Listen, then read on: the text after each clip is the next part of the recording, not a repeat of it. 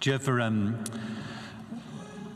when trying to encourage someone maybe to have a bit more rest or sleep, ever hear them say back to you, I'll be asleep long enough when I'm dead? It's perhaps not the best response to us when we're trying to encourage them not to lead such frantic lives. And it seems to me in the gospel today, Jesus is trying to get us to rethink. And there's been a few things on Radio 4, actually. I don't know if you've heard it. It's called a Rethink program, asking different people about what maybe this pandemic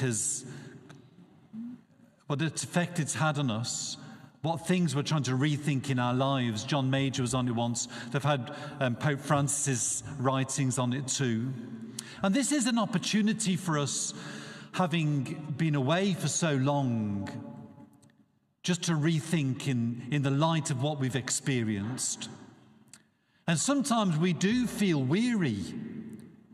Jesus says to us, "Come to me, all you who are weary, who are overburdened." And it's not about being tired.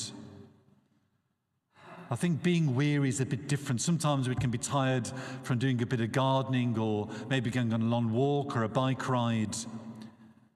But weariness is not just the body, it's our minds and our souls too. Do you ever think that maybe, creation is weary? We've heard it, haven't we, for years now? It's struggling under a burden. Isn't politics weary? Relationships between countries? And sometimes, yes, we are weary too. And I do believe that this happens when the world or a country, politics or an individual are pursuing the wrong things, things that don't bring us wholeness or fulfillment. Freddie Mercury once said, I wish everybody could become a millionaire. Then he said, just so they could discover how unsatisfying it is. Jesus says, if we're looking for fulfillment or rest for our souls, then to come to him. He says, actually, shoulder my yoke. Now, doesn't that sound like a contradiction? Just when we're looking for rest, he says, shoulder my yoke. But what he means is, in saying shoulder my yoke, that it's a metaphor for discipleship. When we're feeling weary, turn to him, follow him. Because in following him, we will find rest for our souls. Do you know, I love that rest for the souls line, because it's a great reminder, isn't it? Not that we have a soul, so much as that we are a soul. We're not just creatures. We're people made in the image and likeness of God. We have within us the spark of his divinity. That's what makes us souls. And it's only the Maker, the Creator, who can make us whole, who can give us peace, who can make sure that we are fulfilled.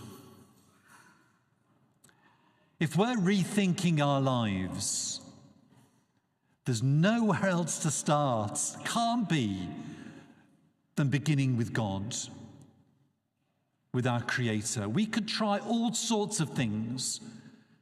You know, I love too the fact that the whole rest, some of us remember when being a Catholic meant you had rest built into your week, like on a Sunday. And I know it's more difficult nowadays with people who are working and so on.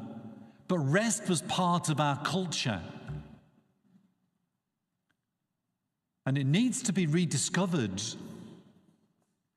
I've got a friend, I've been going on holidays with him for 36 years, and when I rest, I don't rest like everyone else. We've all got different ways. And he's always saying to me, Michael, you need to rest. Like lie in a deck chair. That would drive me mad. Rest doesn't mean having a nap.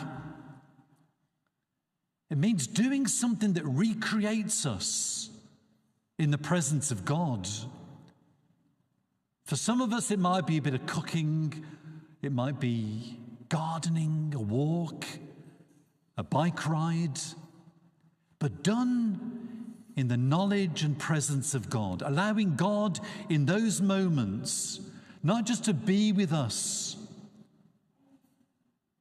but to make us anew. And that only happens through prayer, through being together like this now, listening to the Word of God, receiving Him in any way we can. That resting in the presence of God allows us to move from weariness to life, from despair to hope, and from self, which we can so easily be wrapped up in, to the service of others. And when we do, there's enormous joy in that.